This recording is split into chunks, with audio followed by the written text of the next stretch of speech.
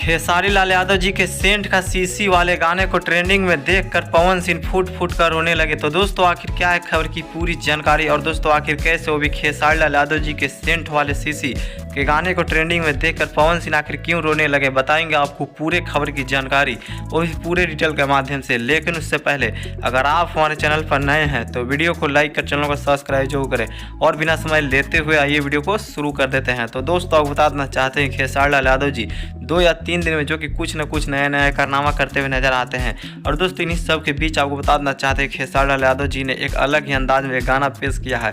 और दोस्तों गाने का बोल है कि सेंट का सीसी। और दोस्तों यह गाना जो काफ़ी ज़्यादा पॉपुलर गाना है।